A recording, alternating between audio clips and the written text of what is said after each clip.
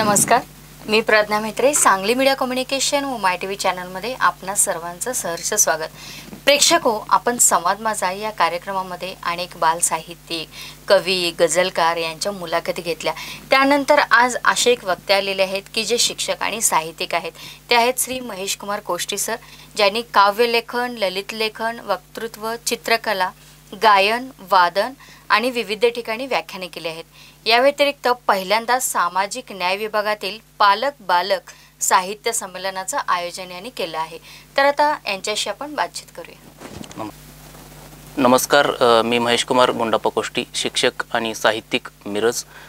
सध्या बेडक आश्रमशाळा इथं मी शिक्षक म्हणून गेली 12 वर्ष कार्यरत आहे. विविध उपक्रमांबरोबरच साहित्य लेखन ही विपुल प्रमाणात व्हावं अशी हेतूनं मी मुलांच्यातही ही साहित्यिक चळवळ रुजवण्याचा या विविध उपक्रमांच्या माध्यमातून शाळेमध्ये प्रयत्न केलेला आहे.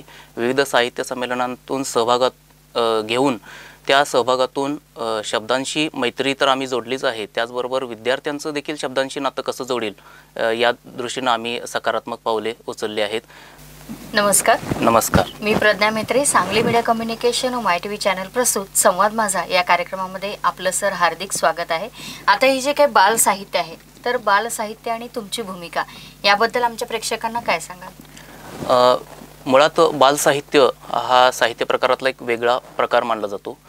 कविता लेखन दर्जेदार होणं या दृष्टीनं कवीची भूमिका ठरलेलीच असते. परंतु ज्यावेळी तो बाल साहित्य हाताळतो त्यावेळी त्याला त्या कवीला स्वतः मूल व्हावं लागतं. म्हणजे त्या मुलांच्या भावविश्वात त्याला जावं लागतं आणि त्याचं भावविश्व धुंडाळून त्याच्या मुलाच्या भावविश्वात ज्या काही प्रक्रिया घडत असतात, क्रियाप्रक्रिया घडत असतात, त्याच्यावर तो फोकस करतो आणि त्या आपल्या बाल साहित्यातून मांडण्याचा तो प्रयत्न करतो. बाल साहित्य असं असावं की मुलांच्या खेळीमेळीतलं वातावरण त्या बाल साहित्यातून तयार व्हावं, मुलांच्यावर चांगले संस्कार देखील नकळतपणे त्यातून घडले जावेत आणि चांगल्या गोष्टींची जाणीव जागृती मुलांमध्ये व्हावी हा देखील त्यामध्ये हेतू ठेवलेला असतो. तर आता आपल्या परिसरामध्ये अनेक बाल साहित्यिक आहेत. खूप छान पद्धतीने ते लेखन करतात. त्यांची पुस्तकं देखील प्रकाशित आहेत. आता मी आमच्या शाळेमध्ये बाल साहित्य चळवळ रुजवण्यासाठी वेगवेगळे उपक्रम देखील घेत असतो. पाऊस बालमनातला सारखा उपक्रम किंवा त्याचबरोबर हुनर के पौधे, त्याचबरोबर कोजागिरी काव्यजागर आणि साहित्य संमेलन या माध्यमातून मुलांना लिहितं केलं आहे. आणि मुलं ज्यावेळी लिहितात त्यावेळी त्यांचं जे विश्व असतं त्या बाल साहित्यातून आपल्याला पाहायला मिळतं. आणि ज्यावेळी एखादा कवी बालसाहित्य लिहितो त्यावेळी मुलांच्या भावना तो त्या शब्दातून प्रकट करतो. शब्दांमध्ये अलंकारिकता आलीच पाहिजे असं काही त्यातला भाग नसतो. फक्त शब्दांतून मुलांमध्ये प्रेरणा निर्माण करणं, मुलांचं आनंदी वातावरण त्यातून प्रकट होणं हे बालसाहित्याच्या माध्यमातून साध्य होणं गरजेचं असतं. या दृष्टीनं मी इयत्ता 1ली आणि 2रीच्या किंवा बालवाडीच्या विद्यार्थ्यांसाठी जे स्वर रचना आहे आपल्या मराठीमध्ये त्याला 14 खडी म्हणतो आपण. पूर्वी 12 खडी होते, त्यात अजून 2 स्वर वाढलेले आहेत आणि त्याची 14 खडी झाली. आता ही 14 खडीची गाणी नावाचं पुस्तकच मी प्रकाशित केलं. यामध्ये विविध गाण्यांमधून त्या एकेका स्वराची ओळख कशी होईल याकडे मी लक्ष दिलेलं आहे. आणि स्वरांच्या उच्चाराचा तोंडी सराव या गाण्याच्या माध्यमातून मुलांचं होणं शक्य होणार आहे. आणि गाण्यांच्या खाली त्या स्वाध्याय पण दिलेला आहे. म्हणजे काना असलेला, आता काना गीत, काना मात्रा वेलांटी हे स्वर आहेत. काना गीत असेल तर काना गीताच्या खाली स्वाध्याय दिलेला आहे की या कवितेतून काना असलेले शब्द त्याने शोधायचे आणि त्याचबरोबर त्याच्या माहितीतील इतर काना असलेले शब्द त्याने शोधून लिहायचे. म्हणजे त्याला तो स्वाध्याय स्वरूपात देखील या पुस्तकात दिलेला आहे. म्हणजे मुलाला माहिती असलेले शब्द तर लिहायचे आहेत, त्यामुळे काय होईल तर स्वरचिन्हांची ओळख होईल आणि त्याचं दृढीकरण होण्यास मदत होईल. तर शिक्षकांनी अशी गाण्यांच्या स्वरूपात जर स्वरचिन्ह मुलांना शिकवली तर मुलं त्यात रमतात, त्यांना ते स्वरचिन्ह आपलीशी वाटू लागतात आणि मग वेगळं काय त्यांना म्हणजे त्यातून फळ्यावर तर आपण देतोच, स्वरचिन्हांची ओळख करून देतोच, पण ज्यावेळी आपण गाण्यांच्या माध्यमातून त्यांना शिकू तर ते मुलांना ते गाणी आपलीशी वाटायला लागतात, ते गुणगुणायला लागतात आणि त्यातून ते स्वरचिन्हाच्या अगदी जवळ जातात. मग असेच आता स्वरचिन्ह हा एक भाग झाला. असे वेगवेगळे विषय आपल्याला अभ्यासक्रमातील असतील किंवा मुलांच्या भावनिक विश्वातील विषय असतील, ते विषय आपण बालसाहित्याच्या माध्यमातून अतिशय प्रभावीरित्या आपण मांडू शकतो. आता सर तुम्ही सांगताना सांगितलं की कोजागरी पौर्णिमेचा उपक्रम आपण राबवला, यानंतर पाऊस मनातला. तर हा जो उपक्रम आहे म्हणजे यातला एखादा उपक्रम तुम्ही कसा राबवला याबद्दल आमच्या प्रेक्षकांना नक्की जाणून घ्यायला आवडेल. ओके. पाऊस बालमनातला हा उपक्रम म्हणजे असा आहे, तो काही वेगळा उपक्रम नाही आहे. फक्त आम्ही काय करतो, पावसाळ्याच्या दिवसामध्ये मुलांना असं पटांगणात बसवतो आणि आणि पाऊस कोसळत असतो त्यावेळी कोसळणाऱ्या पावसाचं वर्णन समोर पाऊस पाहत पाहत त्यांनी शब्दातून आपल्या कवितेत वर्णनात्मक किंवा निबंधाच्या माध्यमातून किंवा लेखाच्या माध्यमातून कथेच्या माध्यमातून त्या मुलांनी पावसाचं चित्र साकारायचं असतं. म्हणजे मुलांना समोर प्रत्यक्ष पाऊस दिसतो आहे आणि तो पाऊस पाहत मुलं लिहित आहेत. म्हणजे ही कल्पना थोडीशी वेगळी असते. आपण आता पाऊसच पडत नाही आणि आपण लिहायला बसलो तर आपल्याला थोड्यासा जरा मर्यादा येतात. आणि ज्यावेळी समोरच पाऊस तुमच्या कोसळत असतो आणि त्यावेळी त्या वातावरणात तुम्ही एखाद्या वस्तुस्थितीचं वर्णन घेऊन बरोबर आपल्याला लिखाण करायचं आणि मुलांना मग त्या वेगवेगळ्या कल्पना म्हणजे पाऊस कसा वाटतो याविषयी प्रत्येकाच्या मनात जे काही विचार येतात ते कागदात उतरवतात. अगदी बरोबर. म्हणजे प्रत्यक्षरित्या त्यांना प्रत्यक्षदर्शी त्यांनी वर्णन केलं जास्त लाभदायक म्हणजे जास्त प्रभावी ठरेल असं माझं म्हणणं आहे. संस्काराची सापशिडी हे जे काही बालसाहित्य आहे, तर आतापर्यंत आम्ही नुसतं सापशिडी म्हणजे हा एक खेळ आहे असं म्हणत होतो, पण हे याच्यामध्ये सुद्धा तुम्ही बालसाहित्य निर्माण केलंय, ते कसं काय? संस्काराची सापशिडी म्हणजे आपल्या जीवनात सापशिडी म्हणजे काय, उतार चढाव आपल्या जीवनामध्ये भरपूर येत असतात. काही दुःखद प्रसंग असतात, काही आनंदाचे क्षण असतात, पण ते आपण पेलत आपण पुढं आपलं जीवन प्रवास करत असतो. मुलांच्या आयुष्यात साप हे प्रतीक, आता सापशिडी खेळताना ते वाईटाचं प्रतीक मानलं जातं आणि शिडी म्हणजे प्रगतीचं प्रतीक मानलं जातं. आणि मुलांना या सापशिडी खेळण्याचा खूप म्हणजे आनंद वाटत असतो, त्यांना खूप त्यांचा सराव झालेला असतो. आणि ह्याच जर सापशिडीचा वापर जर आपण त्यांना काहीतरी चांगलं देण्याच्या माध्यमातून केला तर त्या दृष्टीने चांगला फायदा होईल असा मी त्याचा विचार केला आणि म्हणून हे संस्काराची सापशिडी हे पुस्तक काढलं. आता ह्यामध्ये मी मुलांच्या वर संस्कार घडवणारे तसे बरेच घटक आहेत, पण मी फक्त 40 घटक निवडलेले आहेत. उदाहरणार्थ आता अध्ययन हा मुलांचा जिव्हाळ्याचा विषय असतो. अध्ययन म्हणजे अभ्यास करणं. त्याच्यामध्ये निगेटिव्ह पॉईंट्स कुठले असतात किंवा पॉझिटिव्ह पॉईंट्स कुठले असतात विद्यार्थ्यांच्या दृष्टीनं. आता नुसती घोकणपट्टी जर मुलगा करत असते, पाठांतर पाठांतर पाठांतर, तर ही देखील चुकीची बाब आहे असं मला वाटतं. अध्ययनामध्ये समजून घेऊन, मजकुराचा अर्थ समजून घेऊन जर त्यानं ते लक्षात ठेवलं आणि त्याचा इम्प्लिमेंटेशन म्हणजे अंमलबजावणी त्याच्या आयुष्यात, भावी आयुष्यात झाली तर ते जास्त लाभदायक असतं. त्यानंतर त्याच्या अध्ययनात सातत्य नसतं, अध्ययनात मनाची एकाग्रता नसते. अशा वेगवेगळ्या मुद्द्यांचा एका विषयामध्ये म्हणजे अध्ययन या विषयामध्ये मी समाविष्ट केलेलं आहे.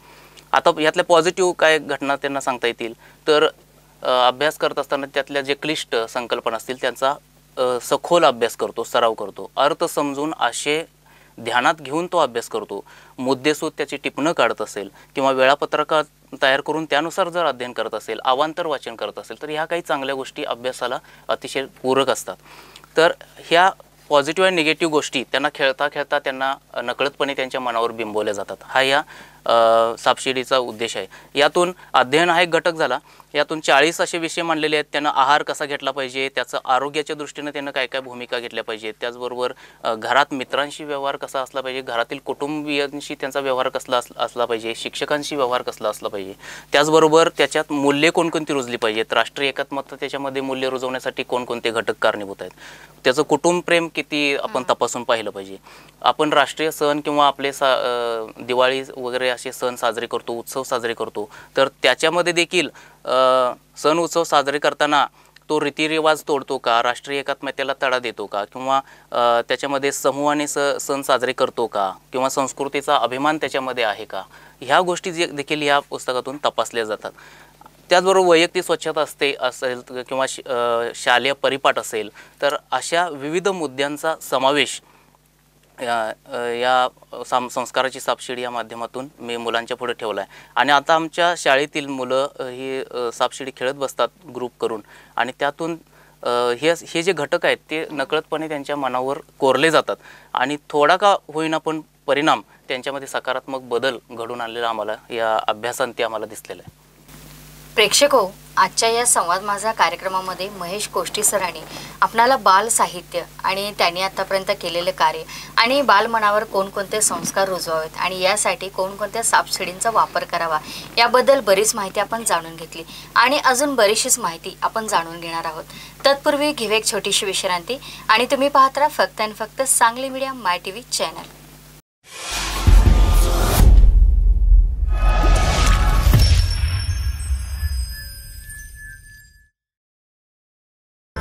बार बार दिन ये आए, बार बार दिल ये गाए, तू जिए हजारों साल ये हमारी आरज़ू. Happy birthday to you, happy birthday to you. मित्र हो, अशा आनंदमय शुभेच्छा तुमच्या कुटुंबियांना, प्रियजनांना आणि मित्रपरिवाराला जर पाठवायचे असतील तर एवढंच करा, 8 दिवस अगोदर त्यांचा एक फोटो आमच्या व्हॉट्सअप क्रमांकावरती पाठवायला विसरू नका.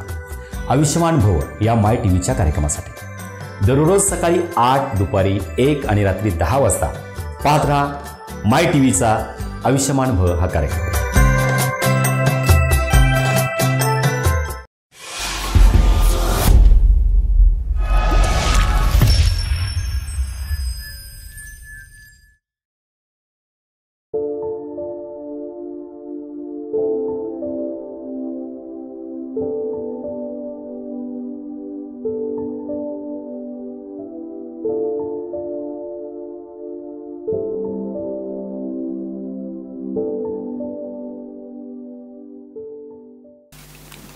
छोट्याशा विश्रांतीनंतर आपण परत आलो आहोत संवाद माझा या कार्यक्रमामध्ये आणि आज आपण आपल्याशी महेश कुमार कोष्टी सर बातचीत करत आहेत.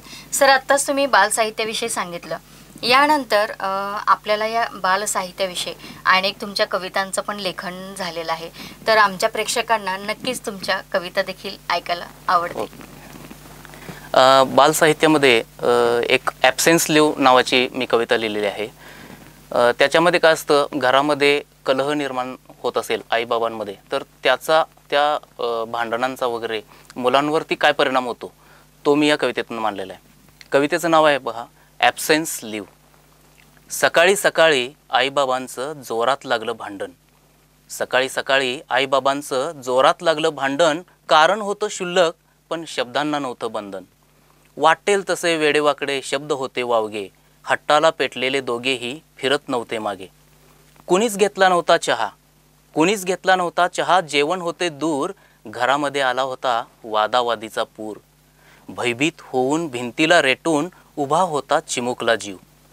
भयभीत होऊन भिंतीला रेटून उभा होता चिमुकला जीव. काखेतल्या भावलीचं तोंड लपवत करीत होता दोघांची कीव. शब्द होते अनोळखी, भाव होते आगंतुक. अल्बममधल्या तस्वीरीतच फक्त उरले होते कोडकौतुक.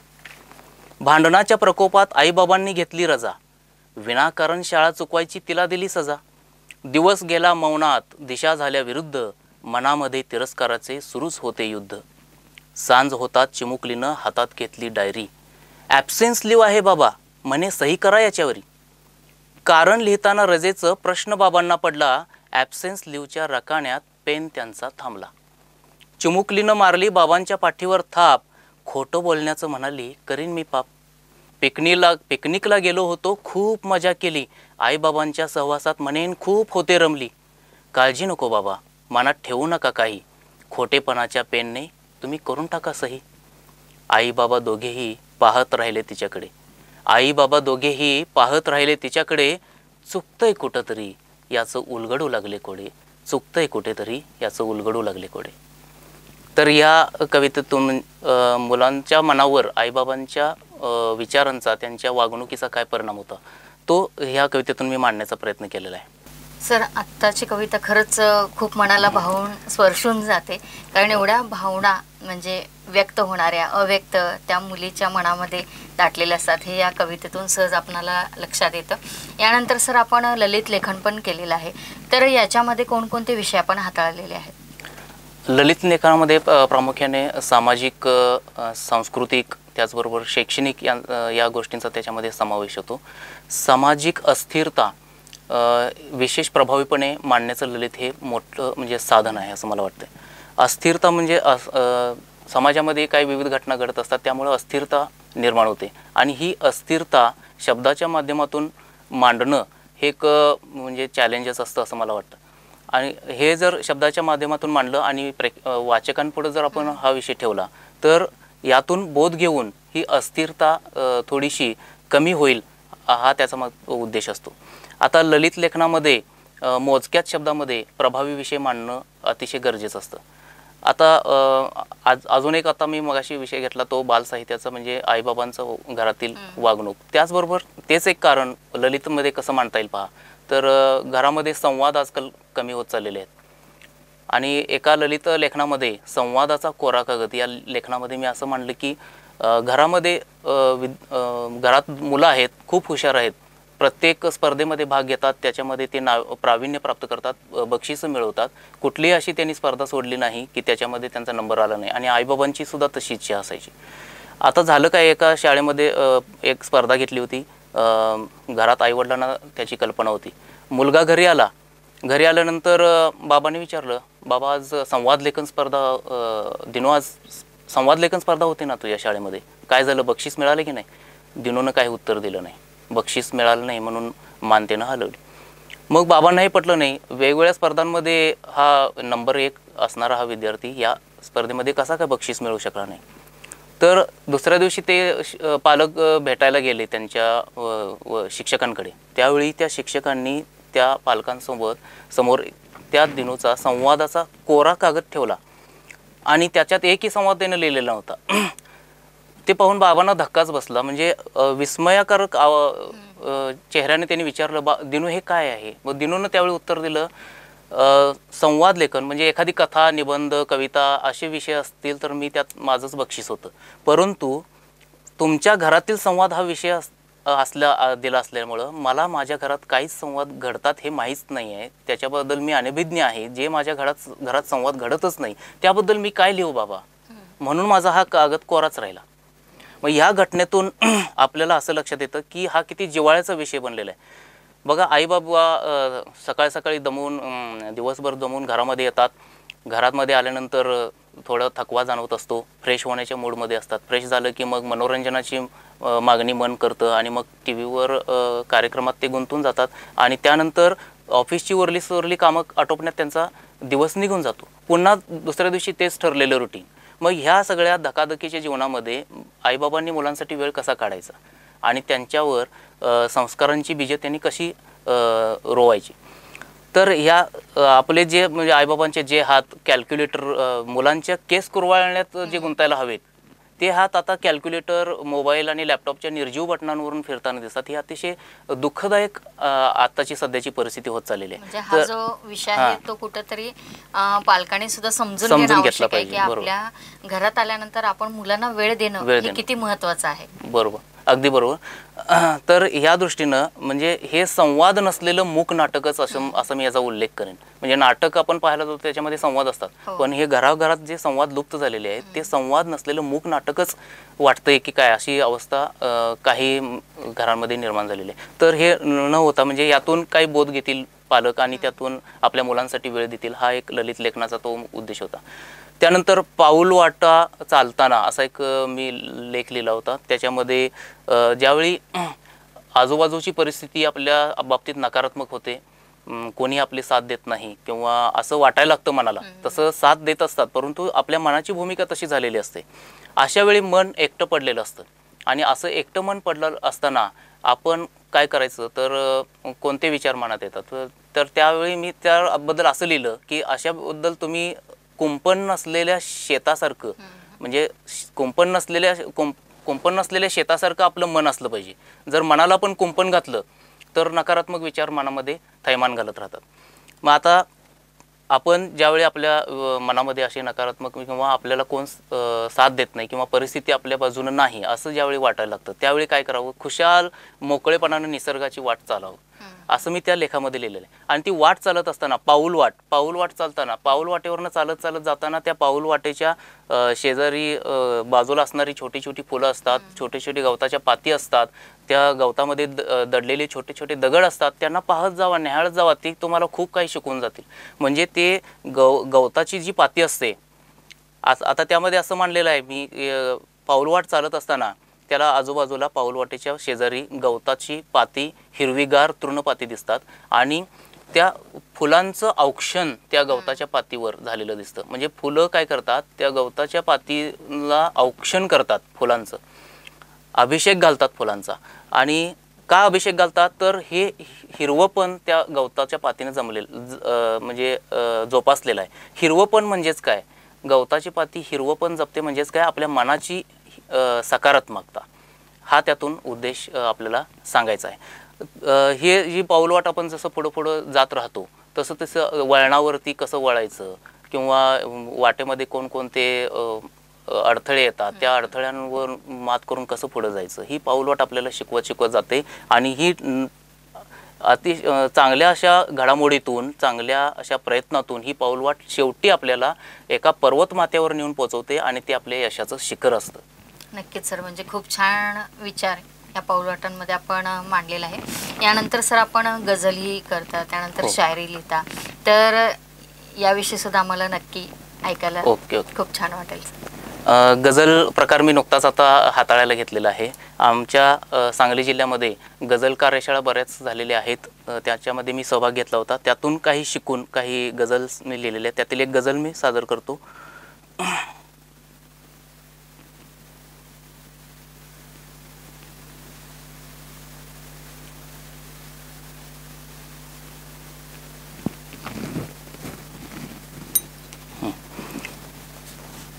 गझल आहे.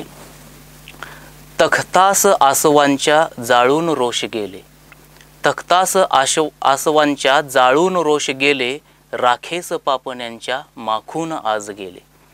मन शांत सागराचे सांडून सौख्य गेले, मन शांत सागराचे सांडून सौख्य गेले, काळीज शिंपल्यांचे लाजून आज गेले. कंठास या सुरांच्या छेडून दाह गेले, कंठास या सुरांच्या छेडून दाह गेले, तिमिरात चांदणेही हरवून आज गेले. शब्द कोणते मनाला वाटून गाण गेले, शब्द कोणते मनाला वाटून गाण गेले, ओठी आयुष्य माझ्या दाटून आज गेले. रंगात भावनांच्या मिसळून प्राण गेले, रंगात भावनांच्या मिसळून प्राण गेले, तारे खिन्न नभीचे निखळून आज गेले, तारे खिन्न नभीचे निखळून आज गेले. तर या गझलेतून तख्तास आसवांच्या जाळून रोष गेले म्हणजे अश्रू, आसव म्हणजे अश्रू, अश्रूंचा तख्त, आणि त्या तख्ताला जाळून जी दुःख वेदना आहेत ते त्या तख्ताला जाळून गेलेले आहेत.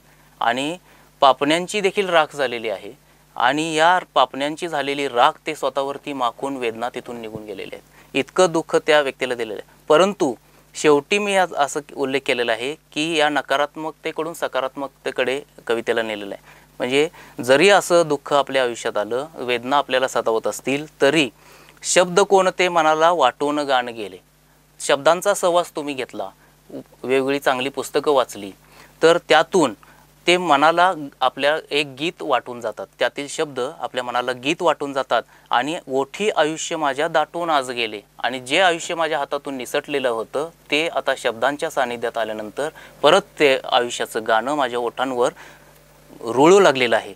आणि रंगात भावनांच्या मिसळून प्राण गेले, म्हणजे आपल्या ज्या भावना आहेत त्याच्यामध्ये प्राण मिसळून गेले. म्हणजे काय, सकारात्मकतेचं लोण त्या प्राणाच्या माध्यमातून, त्या भावनांच्या माध्यमातून मिसळलेलं आहे. आणि तारे खिन्न नभीचे निखळून आज गेले. ज्यावेळी ही सकारात्मकता तुमच्यात निर्माण होईल त्यावेळी तुमच्या आयुष्यात, तुमच्या जीवनामध्ये जे खिन्नतेचे जे तुमच्या आकाशामध्ये, आयुष्याच्या आकाशामध्ये जे खिन्नतेचे तारे असतील ते निखळून निश्चितच जातील, असा शेवट या गझलेतून केलेला आहे. सर, खूप छान गझल आमच्या प्रेक्षकांना तुम्ही ऐकवली. खरोखर म्हणजे नकारात्मक दृष्टिकोन न पाहता प्रत्येक गोष्ट जर सकारात्मकतेने जर आपण गेलो तर आपलं यश कुणीच म्हणजे लांबवू शकणार नाही, आणि यश आपल्याला निश्चितच साध्य करता येईल. यानंतर सर आपण विविध विषयांवरती व्याख्यानं वगैरे देता, तर या व्याख्यानांमध्ये कोणकोणत्या विषयांची आपण मांडणी करता? व्याख्यानामध्ये इतकी व्याख्यानं म्हणजे जास्त मी केलेली नाही आहेत, पण तरीसुद्धा काही ठिकाणी व्याख्यानं केली. तिथं सामाजिक विषय हाताळलेले आहेत, मगाशी मी उल्लेख केला की अस्थिरता माजवणारे जे विषय आहेत ते अस्थिरतेकडून स्थिरतेकडे नेणारे विषय मी मांडलेले आहेत. त्याचबरोबर विविध समस्या असतील त्या समस्यांना वाचा फोडणारी काही प्रबोधनात्मक व्याख्यानं मी केलेली आहेत. आई या विषयासारखा जिव्हाळ्यासारखा विषय मी याच्यावर देखील व्याख्यानं केलेली आहेत. सर आपण शायरी पण करता, तर आमच्या प्रेक्षकांना नक्की शायरी सुद्धा ऐकायला खूप छान वाटेल. ठीक आहे. हो, शायरी हिंदीमध्ये असतात आणि त्याच्यामध्ये देखील मी थोडं असं सुरुवात केलेली आहे. बघा, यूं न कहो वक्त साथ नहीं देता. आपल्याला वाटतं की आपल्या वेळ आपल्यासोबत नसते, वेळ आपली खराब आहे असं वाटणाऱ्यांसाठी पहा. यूं न कहो वक्त साथ नहीं देता, जीना आबाद नहीं करता. यूं न कहो वक्त साथ नहीं देता, जीना आबाद नहीं करता. बहती रही अगर कर्म की लहर, आगाज किनारे का है वक्त ही देता. आगाज किनारे का है वक्त ही देता. त्याचबरोबर अजून एक आहे, पत्थर से ना पूछो पता जिंदा दिली का. पत्थर से ना पूछो पता जिंदा दिली का. वक्त पे जिनका होता है गुजारा. दिलों में जिंदगी तो उन्हीं के है बसती. पसीनों पर जिनका होता है बसेरा. म्हणजे आपण कष्टाशिवाय आपल्या आयुष्यात पर्याय नाही. म्हणजे कष्ट जर केलं तर आपलं आयुष्य नक्कीच उजळून येईल असं या शायरीतून मी मांडलेलं आहे. त्यानंतर रिश्ते नावाचा एक घटक, नात्यांच्या संदर्भात एक शायरी मी पेश करतो. रिश्ते आजकल पतंग की तरह दिखने लगे हैं. रिश्ते आजकल पतंग की तरह दिखने लगे हैं. ऊंचा रखे तो कटने की संभावना, नीचे रखे तो गिरने का डर, और मध्य में रखे तो हवा में बहने का खौफ. म्हणजे आपल्याला अशी नातीसुद्धा सांभाळताना आपली दमछाक होते आहे आजकाल. म्हणजे किती त्या नात्यांना सांभाळावं, सांभाळणं किती मुश्किल आहे. सांभाळत त्यांना नाती दुरावतील की काय अशी अवस्था काही वेळा निर्माण होते. मग ही नाती सांभाळताना त्याच्यातील जी कसरत आहे ती या शायरीतून मांडलेली आहे. खूप छान शायरी केलेली आहे सर आपण, आणि अनमोल संदेश या शायरीतून आपण देण्याचा प्रयत्न केला आहे. यानंतर सर आमचे असंख्य प्रेक्षक हा कार्यक्रम पाहत आहेत, तर आमच्या प्रेक्षकांना, त्यानंतर कवी मित्रांना, कवयित्रींना, त्यानंतर साहित्य क्षेत्रातील जे कलाकार असतील किंवा नवकवी असतील, तर यांना आपण काय संदेश द्याल? साहित्य क्षेत्रामध्ये जर सांगायचं झालं तर साहित्य क्षेत्रामध्ये नवोदित हा घटक मी जास्त करून मी वैयक्तिक तरी मानत नाही. कारण जो या साहित्य क्षेत्रामध्ये उतरतो तो त्याच्या वैयक्तिक, त्याच्या भावविश्वातील प्रतिभा ह्या घेऊन तो उतरत असतो आणि त्याच्या त्या वेगळ्या सर्वस्वी त्याच्या त्या स्वतःच्या प्रतिमा असतात. त्यामुळे नवोदित हा भाग तिथं येत नाही. जर आपण साहित्य क्षेत्रामध्ये उतरलो तर कविता ही काय असते, तर मला असं म्हणावंसं वाटतं की कविता एक प्रकारचं युद्धच आहे. आणि हे युद्ध कशाविरुद्ध आहे, तर हे युद्ध आपल्याला जीवनातल्या अस्थिरतेबद्दल आहे. युद्ध जीवनात वास्तवतेमध्ये निर्माण होणारी नकारात्मकता आहे त्याच्या विरोधातलं हे युद्ध आहे. किंवा परिस्थिती जर नकारात्मक होत असेल तर ती सकारात्मकतेकडे कशी न्यावी याविषयीचं हे युद्ध आहे. किंवा वेदना जर सतावतील तर असते वेदनांवर फुंकर मारून आनंदाचं शिंपण कसं करता येईल यासाठी ही कविता असते. तर ह्या सगळ्या बाबींचा विचार करून आपण जर कविता लिहिण्याचा प्रयत्न केला किंवा कथा लेख वगैरे लिहिण्याचा प्रयत्न केला तर ते अतिशय समाज हितकारक होईल, समाजाला प्रबोधनात्मक होईल. आणि हे युद्धाचा शेवट हा परिवर्तन आहे. म्हणजे या कवितेतून, या साहित्यातून, या लेखनातून परिवर्तन हे घडलंच पाहिजे. जर परिवर्तन घडत नसेल तर हे युद्ध कुठंतरी आपण हारतोय की काय अशी संभावना निर्माण होते. आणि म्हणून हे परिवर्तनाचं, मग मनाचं परिवर्तन असेल किंवा परिस्थितीमध्ये बदल घडवणं हा परिवर्तन असेल किंवा वर्तन परिवर्तन असेल, तर ह्या बाबी परिवर्तनाच्या हा युद्धाचा शेवट असतात. आणि हे युद्ध जर आपल्याला जिंकायचं असेल, हे परिवर्तन जर घडवायचं असेल तर या साहित्यामध्ये लेखन करणारे जे असतात त्यांच्यासाठी की त्यामध्ये आपण जे शब्द वापरतो असतो, ही शब्द म्हणजे आपले हत्यार असतात हे युद्ध जिंकण्याची. आणि हे जर शब्द जर आपले बोथट असतील, त्याला जर धार नसेल किंवा ते कमकुवत असतील तर आपल्याला ही युद्ध जिंकता येणार नाही. तर त्याला विशिष्ट आयाम असला पाहिजे, त्या शब्दांमध्ये ताकद असली पाहिजे. आणि या ताकदीनंच आपण ह्या साहित्याच्या माध्यमातून ह्या परिवर्तनाचं, समाज परिवर्तनाचं किंवा मन परिवर्तनाचं किंवा परिस्थिती परिवर्तनाचं जे युद्ध आहे ते आपण नक्कीच जिंकू शकतो. आज सर तुम्ही स्टुडिओमध्ये आलात आणि आमच्याशी खूप छान पद्धतीने बातचीत केली आणि आमच्या प्रेक्षकांना गझल, शायरी, कविता, त्यानंतर बालसाहित्य याविषयी खूप छान पद्धतीने माहिती दिली. त्याबद्दल मी सांगली मीडिया कम्युनिकेशन MyTV चॅनलतर्फे खूप खूप धन्यवाद देते आणि पुढील वाटचालीसाठी आपल्याला लाख लाख शुभेच्छा. धन्यवाद. आज इथं स्टुडिओमध्ये सांगली मीडिया कम्युनिकेशन आणि MyTV चॅनलतर्फे एक साहित्यिक म्हणून मला इथं निमंत्रित केलं आणि अतिशय उत्कृष्ट असा संवाद माझ्याशी साधला. त्याबद्दल मी MyTV चॅनल आणि सांगली मीडिया कम्युनिकेशनचे मनपूर्वक आभार मानतो.